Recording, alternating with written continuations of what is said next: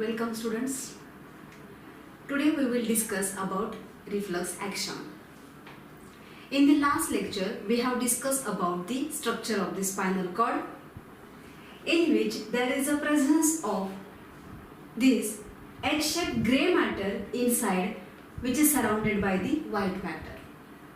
And we have also seen that in the formation of the spinal nerve, there is the union of this dorsal root, that is the sensory, and the ventral root, that is the motor neuron gate takes place.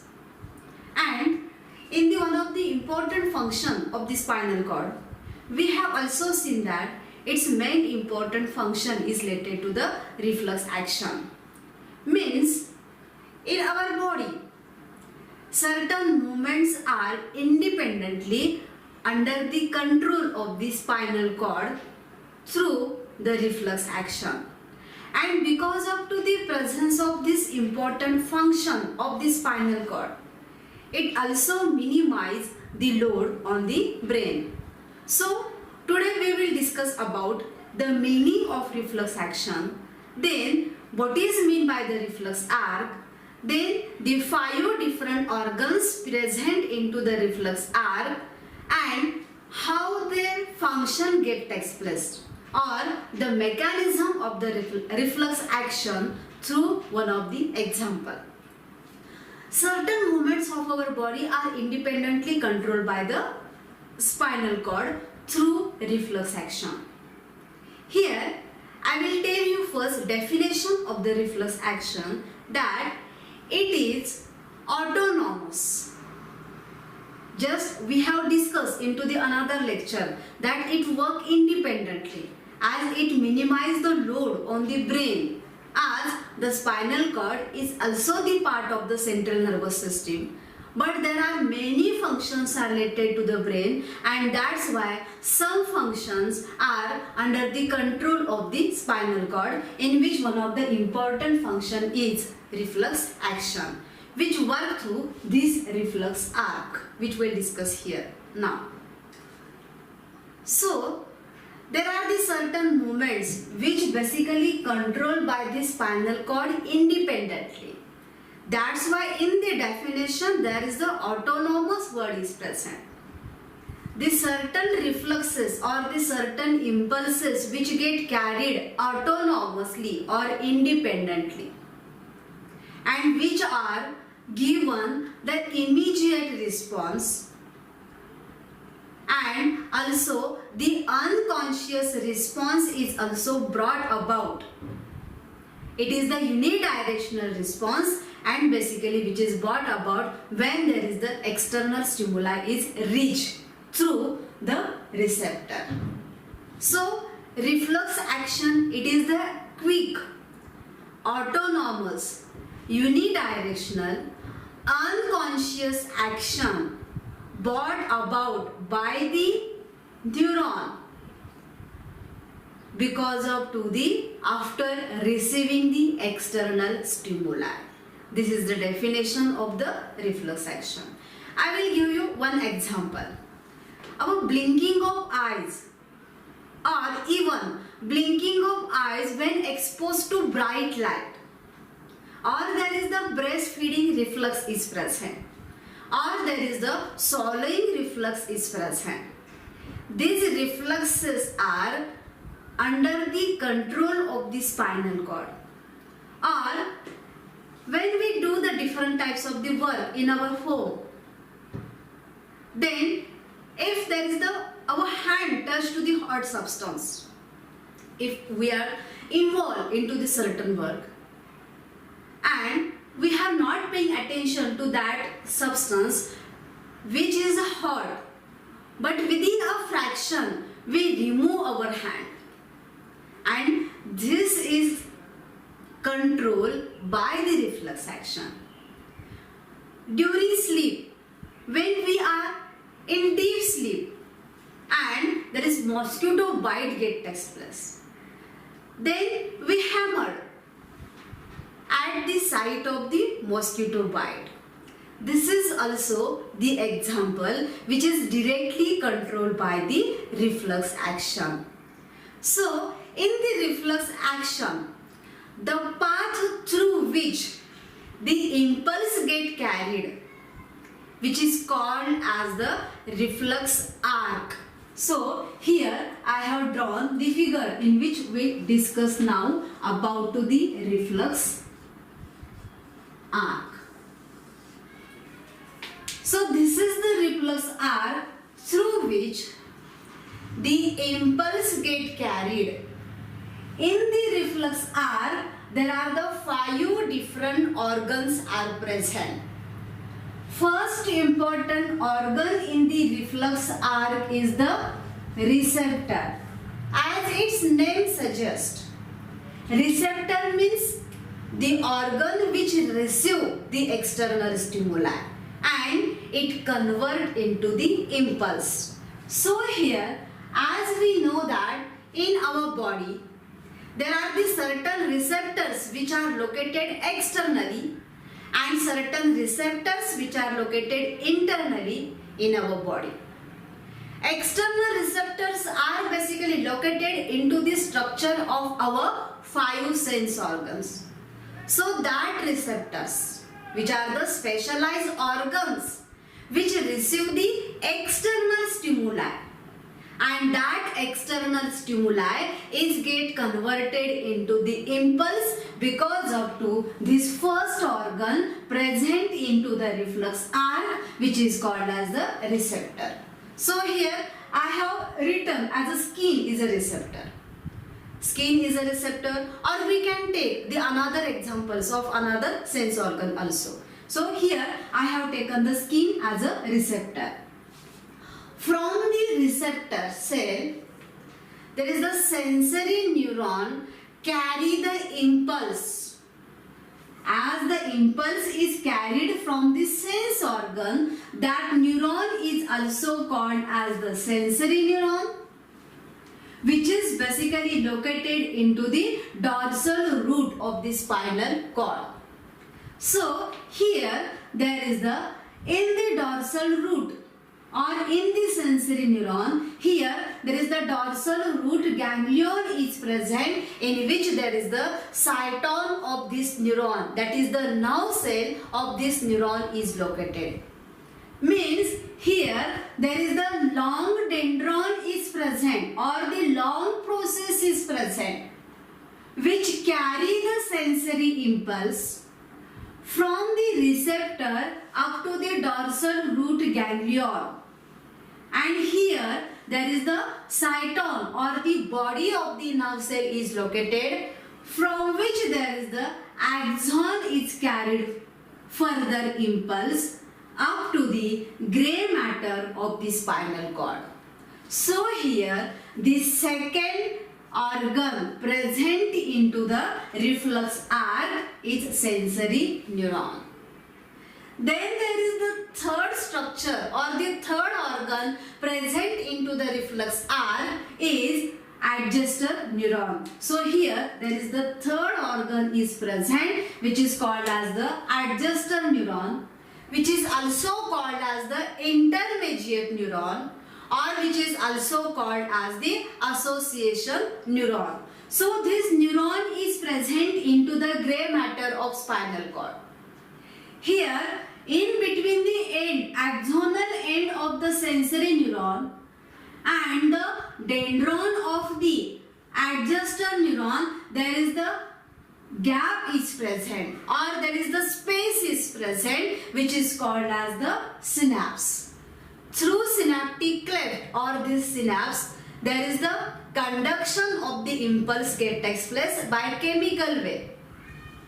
And then after receiving the sensory impulse, which is carried from the receptor organ, the adjuster neuron interpret it, and final responsive impulse is further get transmitted to the motor neuron.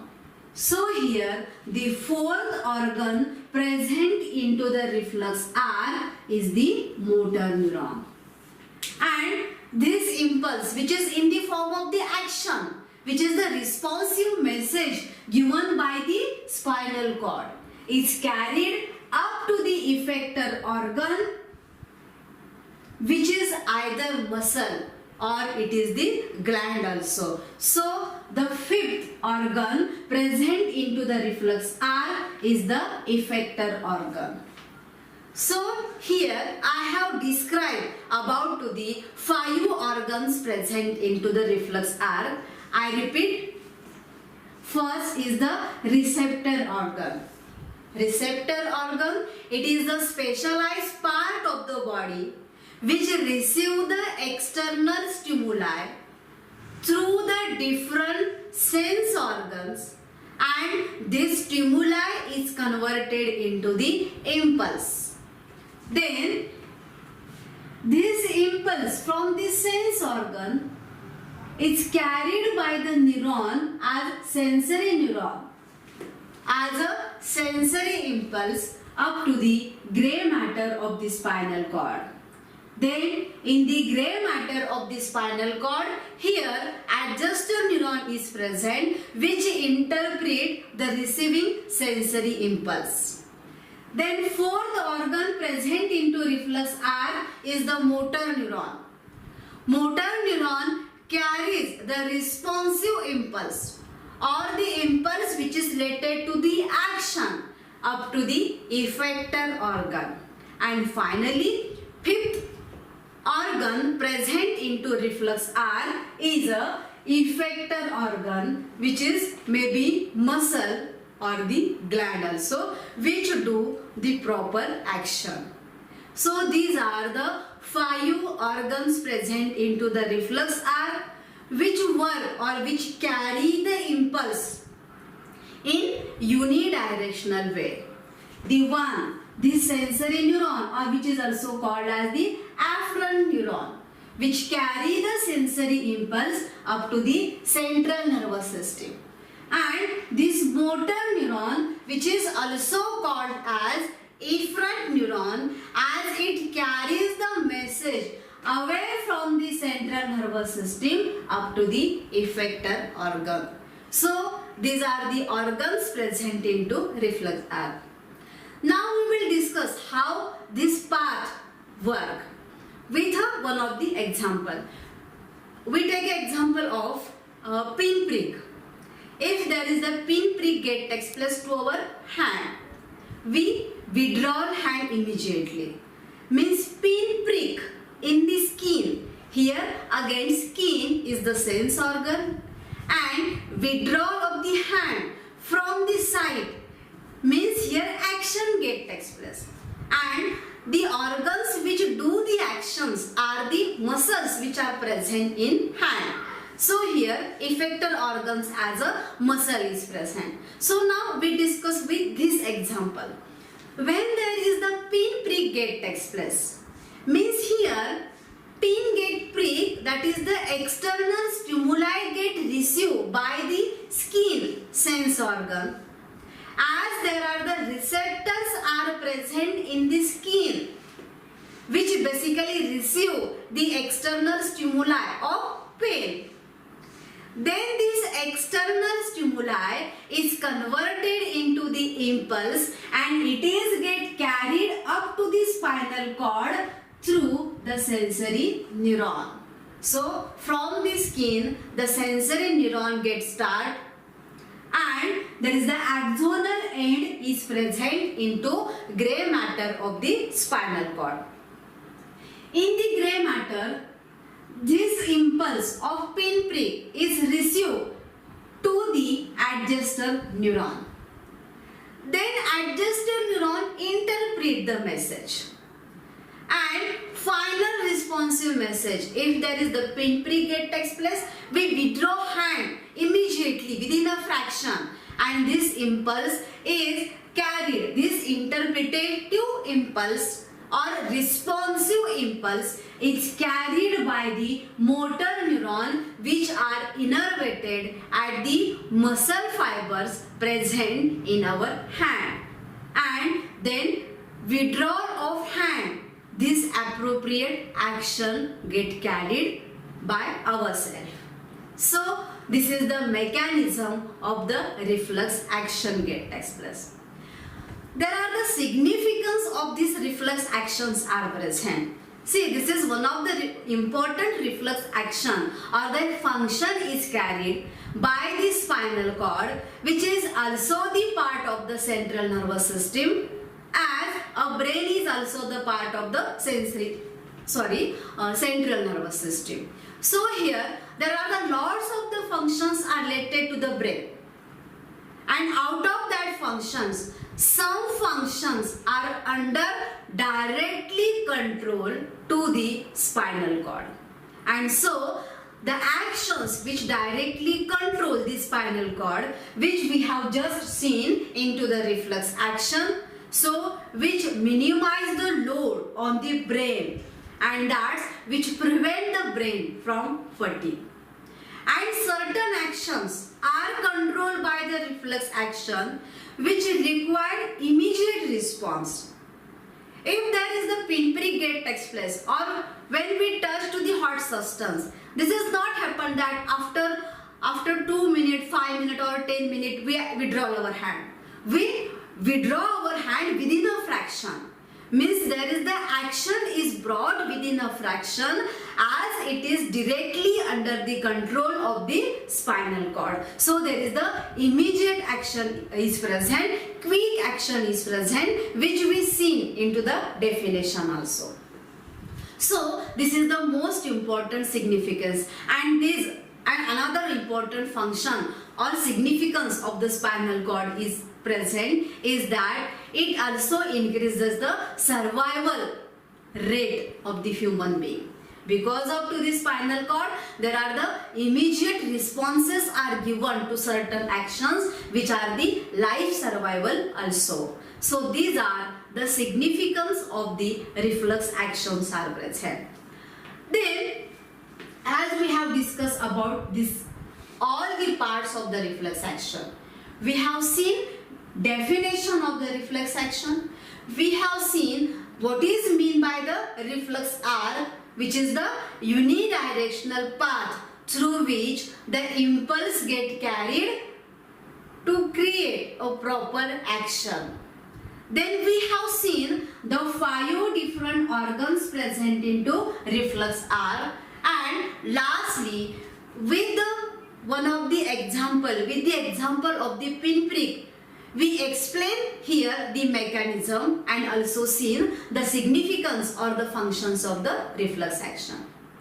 Then according to some scientists, there are the different types, or there are mainly 2 types of the reflex actions are present. The first type of the reflex action or reflexes are the unconditional reflexes or unconditional reflex action, and the second type is present which is called as the conditional reflex action, or which is called as the acquired reflexes or the reflexes which are developed after birth. So now we will discuss about these different 2 types of the reflexes or the reflex actions. So as I mentioned here that there are the 2 types. First type is present as the unconditional. And second type is present as the conditional reflexes.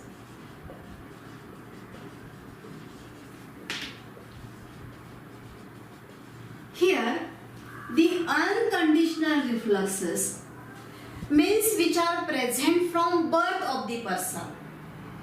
That's why these reflexes are also called as inborn reflexes. And the reflexes which are developed after the birth of the person due to the practice, these are called as the after birth reflexes, or these are also called as the acquired reflexes. So these are the different name. given to the type. Acquired refluxes are called as the conditional reflux or called as the afterbirth reflux. And here first type, unconditional refluxes are also called as the inborn refluxes or are also called as the congenital refluxes. These are the different names. So about to the first character present into unconditional refluxes. These are the permanent refluxes. These are the permanent refluxes. Means once they are present from the birth, they never disappear in our whole life. These refluxes are permanent, means they never disappear. But about to the acquired or the conditional refluxes, these are the temporary refluxes. Temporary refluxes may disappear or again get reappear in a life of a person. So this is the most important one. I have given the example to clear it. For example, there is the breastfeeding reflux. Breastfeeding reflux. Or there is the swallowing reflux. Or one of the example which is called as the knee jerk reflux. Or one of the example which is called as the blinking of eye when exposed to bright light.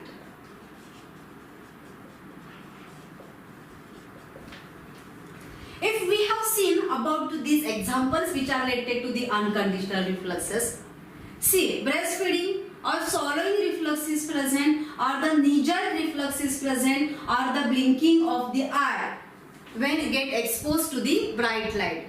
These refluxes are present from our birth. They are not acquired after the birth. These are present from the birth and not necessary to take a training to these refluxes. But in case of the conditional refluxes, if there, I will give here also the example. If there is an example of the driving of a car, or cycling, or to play any sport or game. If any person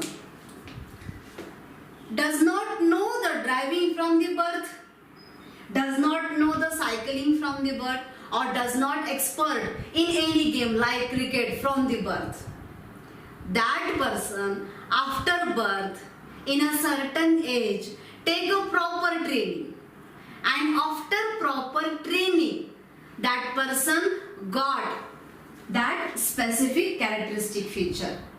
For example, after a learning to drive a car or swimming or dancing or cycling, but if a person do the class of driving, but after joining a class or after completing the class, in between 2 to 3 years or 4 years, 5 years, he or she does not do the practice to drive a car, then after 5 years, he or she again have to take a proper training to drive a car. Means these refluxes which are basically acquired after birth and which may disappear, but after taking a training again get reappear. That's why it is called as the temporary refluxes, which I have mentioned here. So there are these two main differences are present. These permanent refluxes or these unconditional refluxes are very important. Conditional refluxes need a training But unconditional reflexes does not need a training. These are present from the birth of the person. So these are the main types of the reflexes, in which there are the unconditional and conditional reflexes. These main two types are present. So here we have completed about to the reflex action. So at the conclusion, we have seen what is mean by the reflex action. Then we have seen about to reflex arc, organs present into the reflex arc, then how there is the functioning of this reflex action takes place. Then we have seen about to the significance of the reflex action, and lastly we have seen about to the types of the reflexes, in which two types and their most important significance with examples were discussed here. So next, as here we have seen into the reflex action that there are the receptors and effectors. These two terms or these two important or the specialized part of the body is present into the reflex action. So now we will discuss about to the different types of the receptors. So here now, according to the location where these receptors are present, the receptors are get differentiated into two types. The receptors which are present on the external surface of our body, these are called as the external receptors or exteroceptors.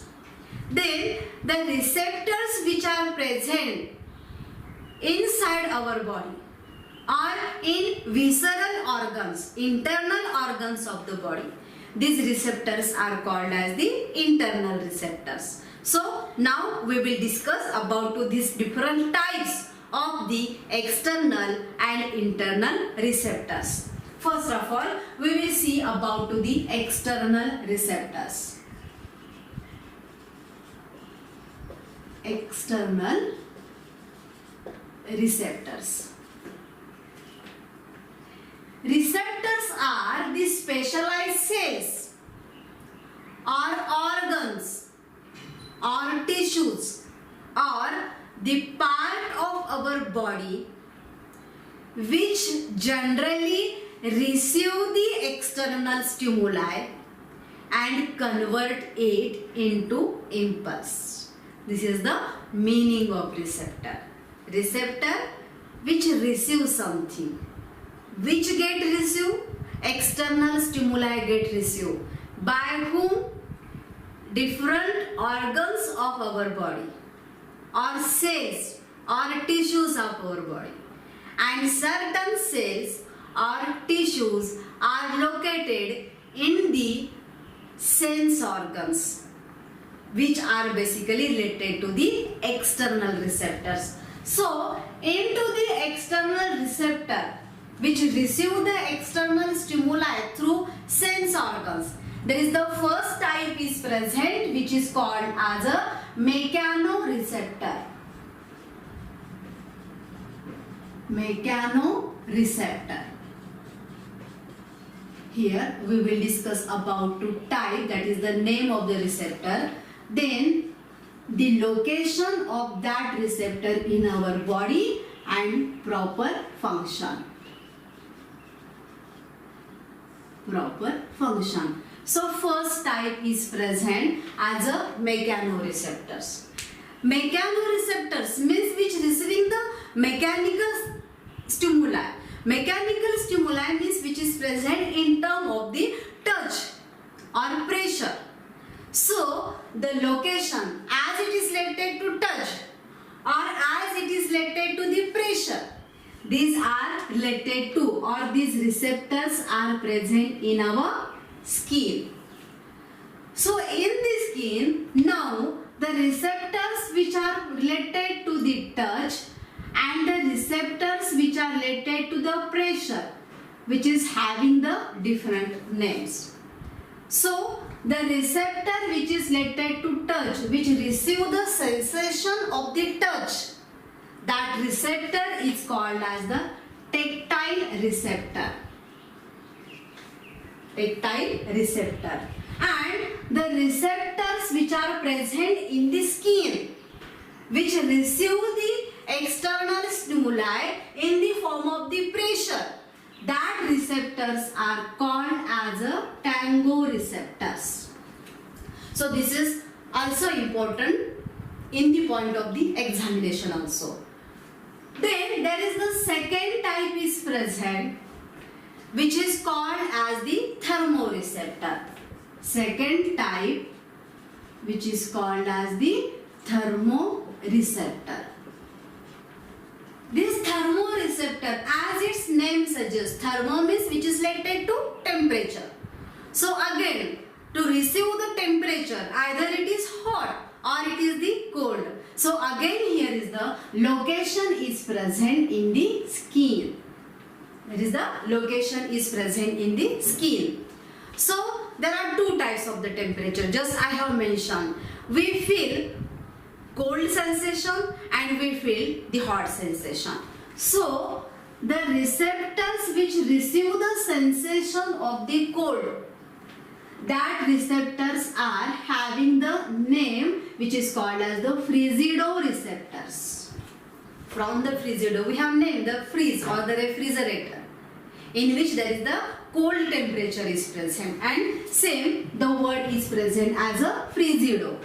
Then related to the heat, which receive the sensation of the hot substance, means there is a temperature is present greater. So that receptors are called as the heat receptors, or that are called as the calorioreceptor. Heat means it is the energy, and we know that the energy is present into the calorie form. That's why that receptors are also called as the calorioreceptor. Then there is a third receptor is present, which is called as the chemoreceptor. Third type is present, which is called as the chemoreceptor. Means which basically receive the different sensations or the sensations in the form of certain chemical substance. So there are the two sense organs are related which receiving the sensations through the chemoreceptors. Two sense organs, as one of the sense organ is a nose is present and the second sense organ is present as a tongue. Nose, some substances having the direct contact with the nasal epithelium, and some substances just like the perfumes or the fragrances, which basically there are the volatile substances which comes through the atmosphere or through the air. Means some chemical substances having the direct contact with the nasal epithelium and some having indirect contact as the volatile nature is present, which receive by the nasal epithelium, as there is nasal epithelium and also the tongue, as there are the receptors are present in this sense organ. So the receptor which is related to the nose, which is called as the olfactoreceptor. Olfactoreceptor.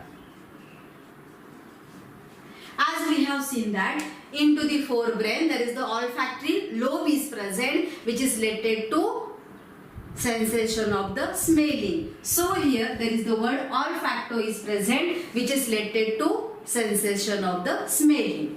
Then there is the another sense organ is present, which is called as the tongue. And we know that with the help of our tongue we can judge the different types of the taste. So here the function is the sensation of the taste, and the receptors which are related to the sensation of the taste, which is having the name, these are called as gustatoresptor. These are the gustatoresptor which are related to receive the sensation of the taste. So this is related to the chemoreceptor. Then there is the fourth receptor is present, which is basically called as the photoreceptors. Called as the photoreceptors. As we know that the photo, this word is related to light. Means this receptor is present into the eye. In the eye, innermost layer of the eyeball, which is called as the retina or the retina of eyeball, in which there are these photoreceptors are present, which receive the sensation of the light. So here that receptors are basically having the function sensation of vision. And the last external receptor is present, which is basically called as a phonoreceptor. Phonoreceptor. Phono means sound. Means it is related to our ear. In this chapter, we will also discuss about the structure of the eyeball and about the structure of the ear.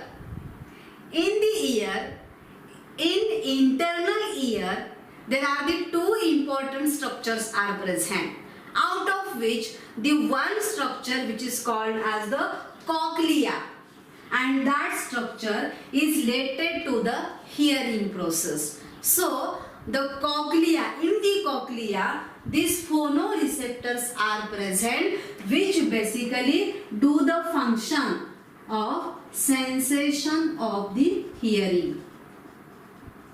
Sensation of hearing. So these are the 5 external receptors are present in different sense organs. Just we will revise. Mechanoreceptors, which are located in skin. The receptors which are related to touch are called as the tactile receptors, and the receptors which related to the pressure is called as the tangoreceptor. Then the thermoreceptor, which is again located into the skin, related to cold are called as the frigidoreceptor, and related to the heat are called as the calorioreceptor. Then third, chemoreceptor is present in 2 sense organs, nose and tongue. Nose, which is related to the sensation of the smelling, in which the receptor is called as the olfactoreceptor, and the receptor which is present on the surface of the tongue, which is called as gustatoreceptor, and which is responsible for to receive the external stimuli of the taste, is the function of this gustatoreceptor. Then fourth one is the photoreceptor, present into the retina of our eyeball and is related to the sensation of the vision. And then phonoreceptor, which is basically present into the cochlea of our ear, internal ear, and which basically related to the sensation of the hearing. So these are the external receptors are present. Now there are the different types of the internal receptors are also present. Now there are the different types of the internal receptors are present.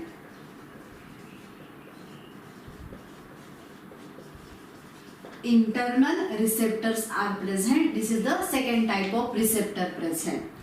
As I have mentioned here, the internal receptor means the receptors, that is the specialized cell, tissue or organ or the part of our body which is basically present in internal cavities. Means these receptors are present in internal organs or called as the visceral organ. So here is the first receptor is present, which is called as the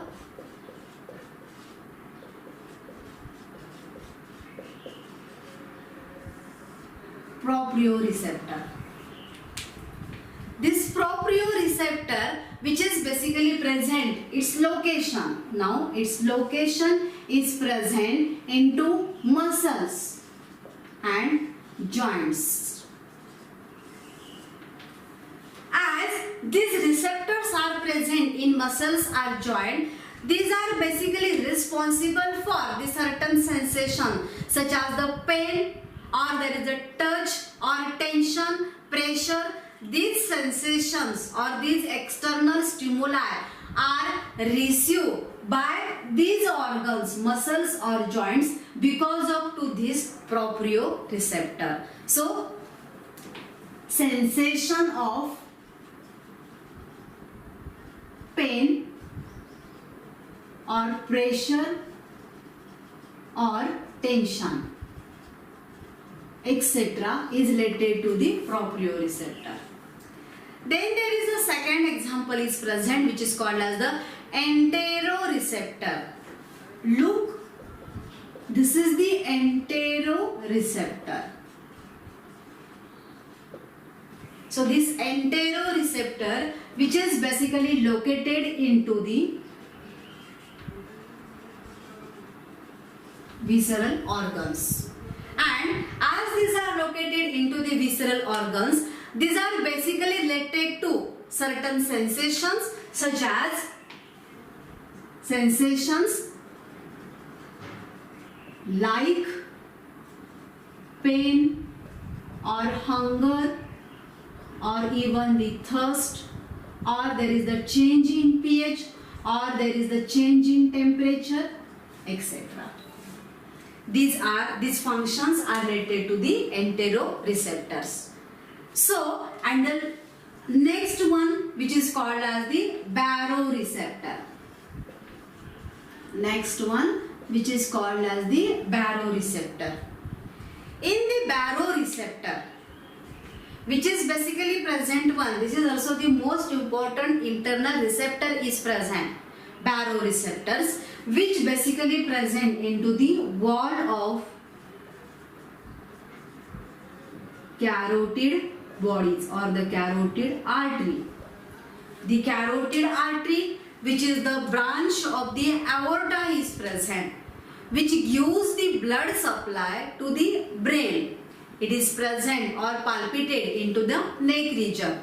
So these carotid arteries, in which in their wall there are the presence of the certain receptors are present, which are called as the baroreceptors, and which basically give the sensations like the change into the blood pressure, because into the artery there is the blood is present.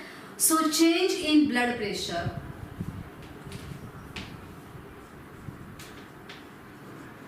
change in blood pressure can detect with the help of these baroreceptors.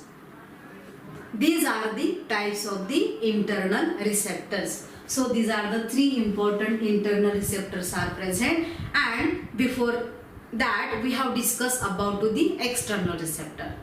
In the external receptor, there is the one of the external receptor is present into the ear.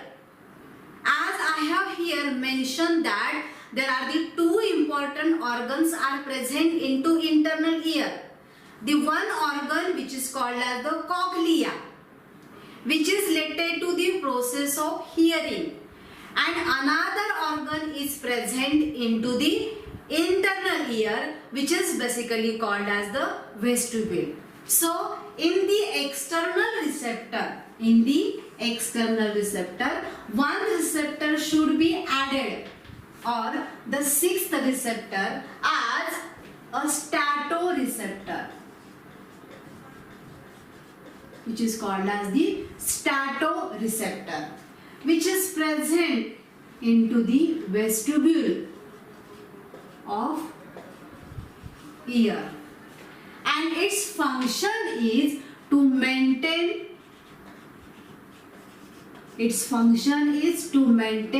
equilibrium. Maintain equilibrium, or to maintain our body posture. So this is also the one of the receptor, external receptor which is present into the ear. Means in the ear there are the two receptors are present. One into the cochlea, which is called as the phonoreceptor, and one into the vestibule, which is called as the statoreceptor. So here we have concluded about to the receptors and their type. We have seen the definition of receptor. Then we have seen about what is meant by the external receptor and their location, what is meant by the internal receptor and their location, and different types, location and function of external and internal receptors. So here we will discuss about to the receptors. Then next point, which is also related to about to nervous system. We have seen about to the central nervous system, in which there is the brain and the spinal cord is present. We have seen about to the peripheral nervous system is present, in which the cranial and spinal nerves are included into the somatic part, and into the autonomous part, which is the involuntary, in which we have discussed in previous lecture about to the sympathetic and parasympathetic nervous system. Every time during the explanation of the nervous system, as we mentioned that there is the conduction of the impulse get takes place by the neuron, or evenly we have seen the structure of the nerve cell, how there is the cyton is present, how there is the short branches to the cyton are called as the dendrons are present, and the one elongated extension which is called as the axon is present. This axon is covered by the myelin sheath, and at the end of the axon there is the presence of the axonal end bulb is present. This all the part we discuss many times. And also the function of this nerve is also we have mentioned, as the main function is excitability and conductivity. So now we will discuss here how there is the excitation of the nerve cell get takes place on getting the external stimuli, and how there is the conduction of the impulse get takes place from cyton to axonal end bulb, and how there is the conduction of the impulse get takes place in between two adjacent neuron, where there is the gap is present, and that gap or cavity which is called as the synapse or which is called as the synaptic cleft. So here again two types of the conduction of impulse is present related to the nervous tissue.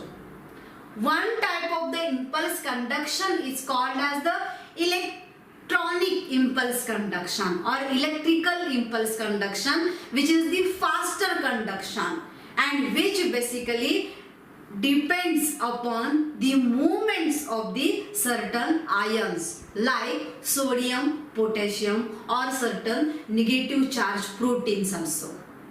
And there is the another conduction method is present, which basically present into the synapse or into the synaptic cleft or in the gap between adjacent nerve cells.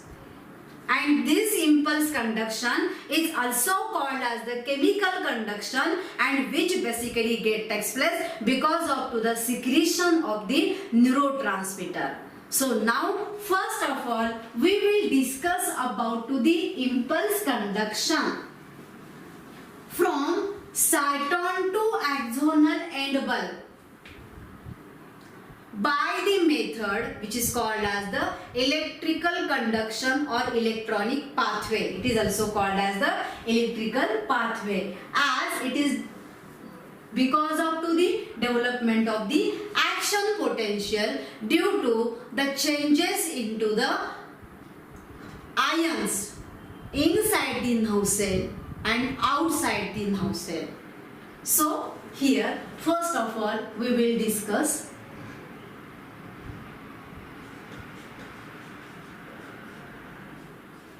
Electrical impulse conduction. Electrical impulse conduction. I here draw the figure of the nerve cell. This is the structure of the multipolar neuron. This is the structure of multipolar neuron. Here, this structure is called as the cell body, or which is also called as the cyton, which is the star-shaped structure is present, which bear here the many small processes called as the dendrites. Here there are the singular dendron, or the plural, these are called as the dendrites.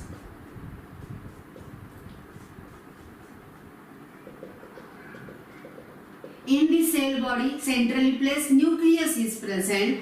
Around the nucleus there are the granules are present, and then one elongated extension from the cyton, which is basically covered by the myelin sheath. This is the myelin sheath is present, which is called as the axon. So this part is related to axon, and this part is related to the cyton. And at the axon, there is the axonal end bulb is present, which is again related to the small branches. So here, this is the structure of the multipolar neuron, and majorly multipolar neuron is present into central nervous system, means in brain and in spinal cord. Then now we will discuss how there is the conduction of the impulse get takes place. So this is the figure of the nerve cell neuron. This part is cyton. In the cyton there is the cytoplasm is present. That cytoplasm is continue into the cytoplasm of the axon, but now it is called as the axoplasm.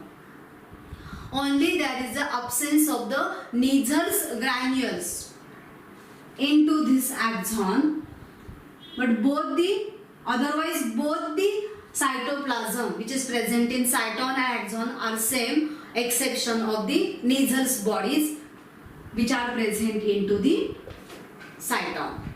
So when there is a certain external stimuli get received by the different types of the receptors which we discuss now. So that receptors when receive the external stimuli, the membrane of the nerve cell is selectively permeable. This is the most important part is present related to the conduction of the impulse. This membrane, the cyton membrane which is continue into the axonal membrane. So this membrane, this is the nerve cell. If any this cell is present, then the content which is present inside the cell is called as the intracellular fluid, and the content which is present outward or the outside to the cell, it is called as the extracellular fluid. So here also inside the nerve cell or the neuron there is the fluid is present, we will call as the ICF, intracellular fluid, and outside the cell there is also the fluid is present. This is the membrane which is called as the extracellular fluid, and the part of this neuron which first receive the external stimuli is always dendron. So remember it carefully. This is the structure of the dendron, or plural are the dendrites. These dendrites first receive the external stimuli. Means when there is a certain touch takes place to the skin, this external stimuli of touch through the receptors called as the tactile receptors which receive. So which receive and get converted into the impulse, sensory neuron, which carry up to the central nervous system. Either it is the brain or it is the spinal cord. So, the first receiving part of the nerve cell is the dendron, which receive the external stimuli. Before receiving any stimuli, or we have discussed here conduction of the impulse in 3 steps. We will discuss in 3 steps. First, when not receiving any impulse.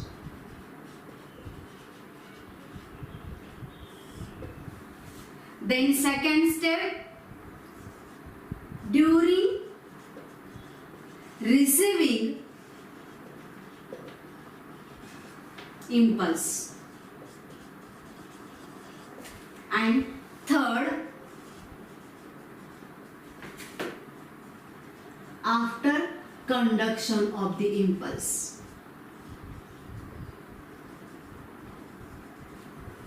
So first is the when the nerve cell or the neuron not receiving any impulse or stimuli which further get converted into impulse. It is in polarized state, resting state, or it is called as the polarized state. So when not receiving any impulse, it is basically present into the resting condition, that is the polarized condition. Means here within the nerve cell into the intracellular fluids, there are more potassium ions are present and negatively charged proteins are present. Negatively charged proteins are present.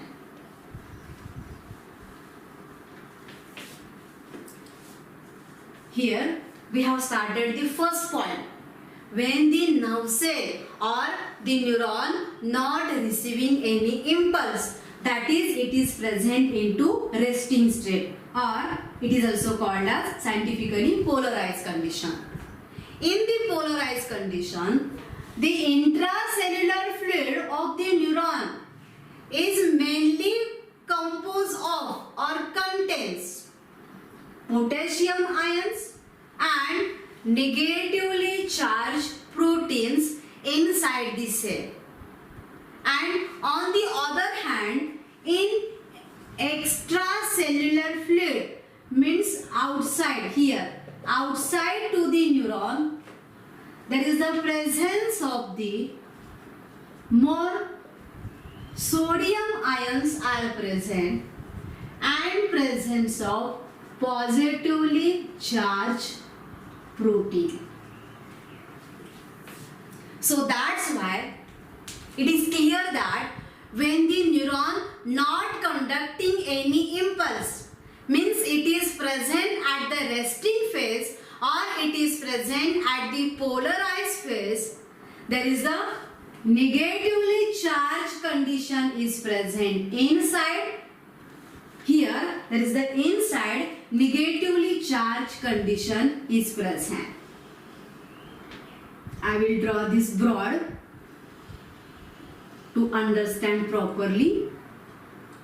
I here not drawing the myelin sheath. We have to understand about to the mechanism of impulse conduction by the electronic pathway. This condition is present in the first phase. Now, what happened in the second phase? Listen now carefully. This is the most important point in this chapter related to examination point of view. Both your state examinations also and your NEET examination also. Generally on this part, on this point, there are questions frequently get asked into the examination. If we clear the mechanism, then we can solve any question question related to it. So we have discussed here one condition when cell is at resting state or polarized state. Then second condition. This is the second condition. When there is the external stimuli is received by dendron. Is received by dendron. If this is the finger. If this is my finger is present. This is the finger. When there is the touch gate takes place. Touch gate takes place means external stimuli is first received by this dendron. After receiving the stimuli, here the membrane of the neuron, which is generally it is impermeable to the sodium ions or positively charged proteins during resting condition, but permeable to the potassium ions and negatively charged protein during resting condition. But now condition get changed. Now external stimuli get received. So after receiving the external stimuli, the permeability of this neural membrane get changed completely. Means now here it is permeable to sodium. Means now here initially here there are the negatively charged. From site on there is the conduction of the impulse get takes place up to this first part of the axon. Then initially as here negatively charged is present greater and comparatively outside positively charged is present greater. But after receiving the external stimuli, the polarity get changed, which result into influx of the sodium ions. So here now here entry of the sodium ions get takes place, means now condition get reversed. Now here there is the positive charge is present inside greaterly comparatively to the outside the cell due to influx of the sodium. Due to influx of the sodium, which is because of to change in permeability by the membrane of the nerve cell due to receiving external stimuli. And as we know that I earlier mentioned here that the neuronal membrane or the membrane of the nerve cell is the selective permeable. Here transport of the sodium and potassium get takes place actively. As we have seen, there is sodium potassium pump is present in the membrane. So in the sodium and potassium pump, in case of there is the exchange get takes place in between the sodium and potassium. There is the two potassium molecules and 3 sodium molecules get exchanged at a time. This was the most important part related to the sodium potassium pump. Means if there is the entry of the 3 sodium ion get takes place, means there is the exchange of the 2 potassium ion get takes place. So this is the most important part related to the sodium potassium pump. And that's why as in case of the 2 potassium ions, 3 sodium ion get enter. That's why there are the maximum positive charge is now present inside and outside the cell into the extracellular fluid. There is the negatively charged ions are present greaterly, and which result into this condition is most important. This result into development of the action potential due to difference into anion and cations. there is the development of the action potential takes place, and change in action potential which basically result into development of the current, electrical current. And we know that if there is the current is present, if there is the electricity is present, means there is the particular circuit is present. So here there is the current get generated, and from the site on the impulse get conducted throughout the length of the axon.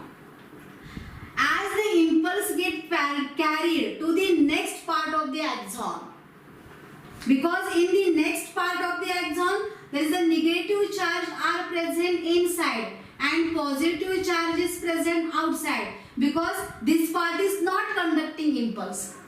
But as the impulse is received by the membrane of this axon, again here membrane polarity get changed. Again there is the influx of the sodium get takes place, and due to which again here is a positive charge get takes place inside and negative charge get takes place outside. Again here condition get developed as a positive charge is present inside and the negative charge is present outside. So as there is the impulse conduction get takes place along the length of the axon from previous to next part, there is again difference or development of the action potential get takes place due to change in the concentration of the anions and cations, and that's why which develops or which basically develops the current and the circuit, and that's why there is the impulse conduction get takes place into the forward direction up to the axonal end bulb. When there is the impulse conduction get takes place to the next part of the axon, the part after impulse conduction again get maintain their condition as the negative charge is present inside and the positive charge is present outside, because the action potential developed because of to the sodium ion is short-lived. It does not long-lived, it is the short-lived. That why after conduction the impulse, the axonal part regain the previous condition, that is the resting condition, and that resting condition is called as the repolarized condition, which is the third step of the impulse conduction. So in the first step the cell is in the polarized state, means the negatively charged inside and the positively charged outside.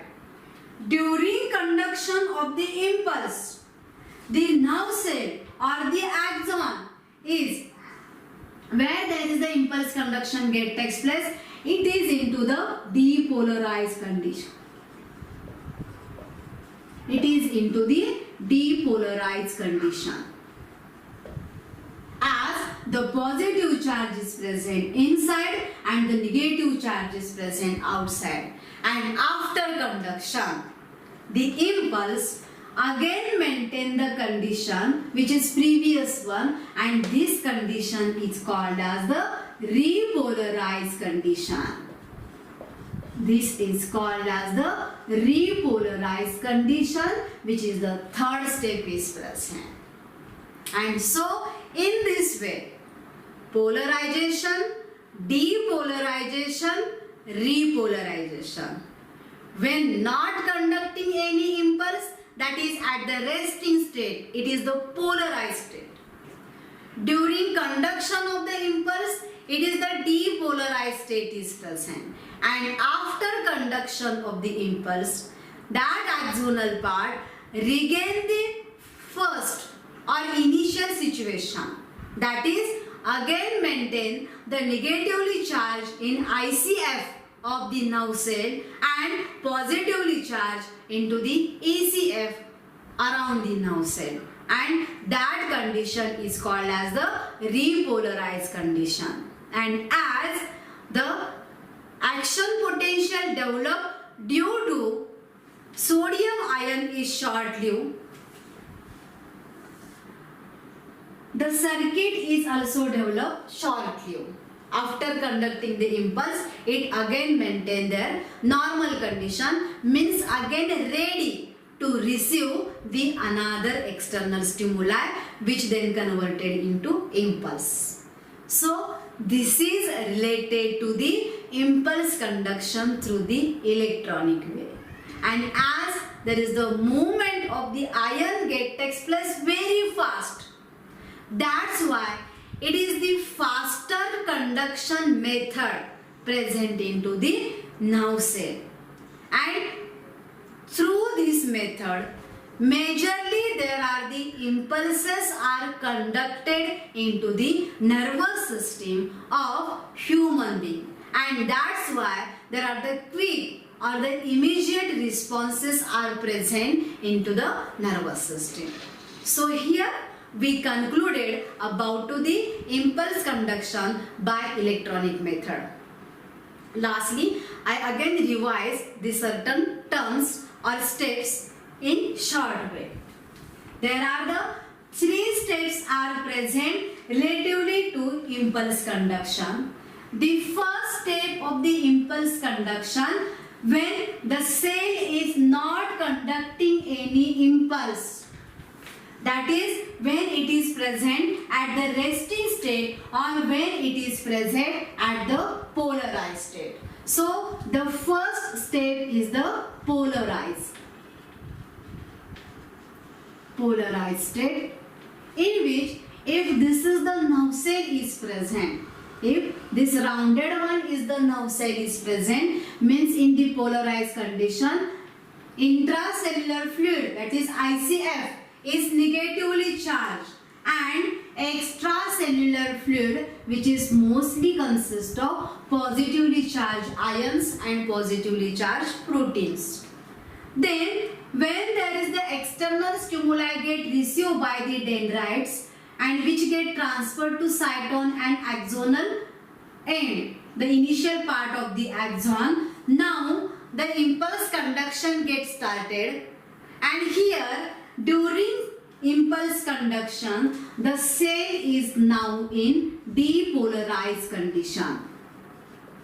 Cell is now in depolarized state because of to the membrane permeability get changed and the influx of the sodium get takes place, and that's why now the ICF, intracellular fluid, mostly contain the positively charged ions inside and negatively charged ions outside. So this is the condition which is called as the depolarized state, and because of to this condition, because of to this change in polarity, there is the action potential get generated and electrical current get generated, circuit get formed and impulse conduction get takes place. This action potential is short-lived, which is basically developed due to the sodium ion. After impulse condition, it again maintains their original condition, means the third step, that is called as the repolarized state. Repolarized state means in which again cell is negatively charged inside and which contain positively charged outside. So after impulse conduction, this third stage is again get maintained, and in this way the impulse get conducted up to the axonal end bar throughout the length of the axon. So this is related to the impulse conduction through electrical pathway or the electrical method or the electronic method, which is the faster conduction method is present. So this first part is about to the conduction as a electrical method. Now we will discuss about another type of the method of conduction, which is basically called as the chemical method. Through this method, majorly there is the impulse conduction takes place through synaptic cleft. So now here we will discuss about second type of the impulse conduction, which is impulse conduction by chemical way or by chemical method. So I will draw here figure at which axonal end bulb is present. Now I will draw only the figure of this axonal end bulb.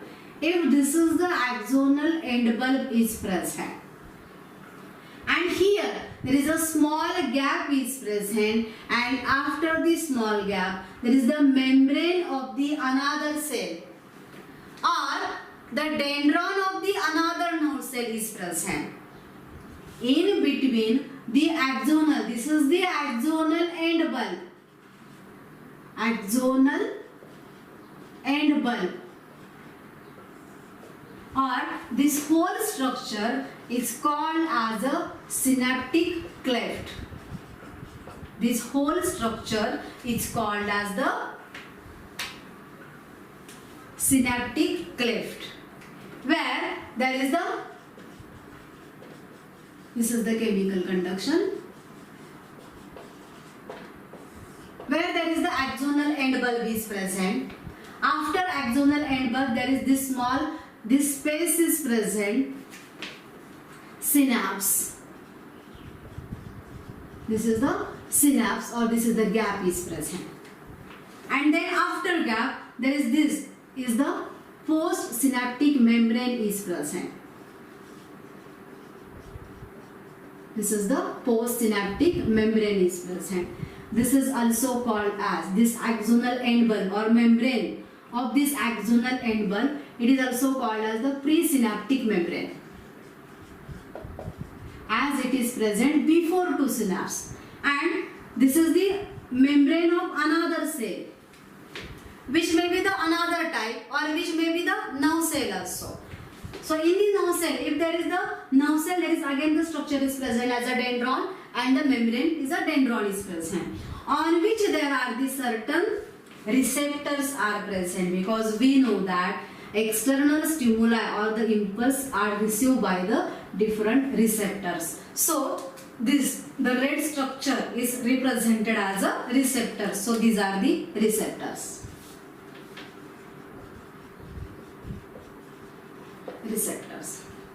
So here in the axonal end bulb there are the small vesicles are present, droplets are present.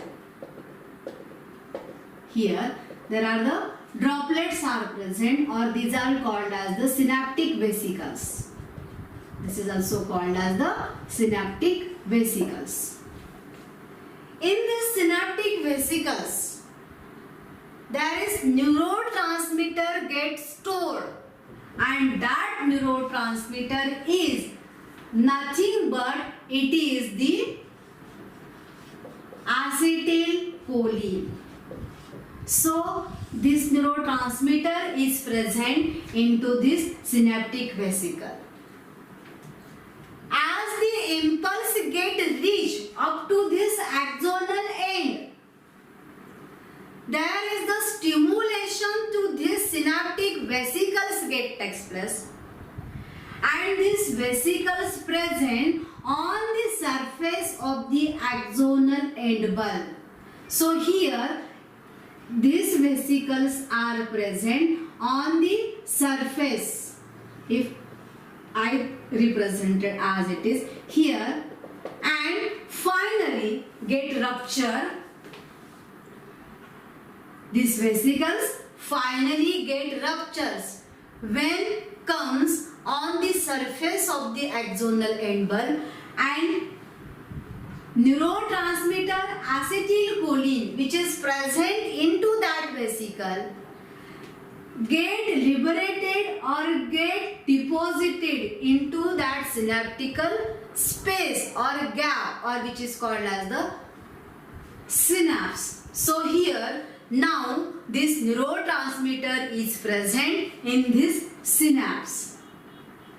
This neurotransmitter which bind with a receptor which is present on the surface of postsynaptic membrane. So now these receptors which receive that neurotransmitter, and finally there is the formation of the bridge-like structure get takes place. And in this way, as there is these receptors are present which basically receive the neurotransmitter, and as well as there is the movement of the ions get takes place, because we know that impulse is carried in the form of the ions. Impulse conduction means this is impulse get carried in the form of the ions. As this receptor receive the neurotransmitter, which basically allow the entry of that ions into the cell which is present just neighbor to it, and that's why ion get exchange means there is the conduction of the impulse get takes place. And for the impulse conduction, here the neurotransmitter acetylcholine play the important role, which act as a bridge. Bridge formation get takes place, and due to formation of the bridge, there is the transfer of the impulse get takes place to the adjacent cell.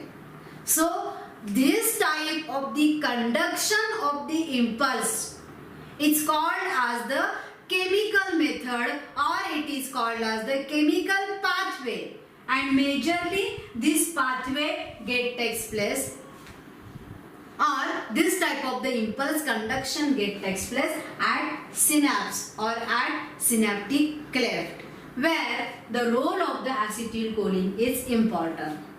Then after conducting the impulse, after conduction the impulse, here the secreted acetylcholine get neutralized by another secretion which is called as the acetylcholine esterase, or it is also called as the choline esterase.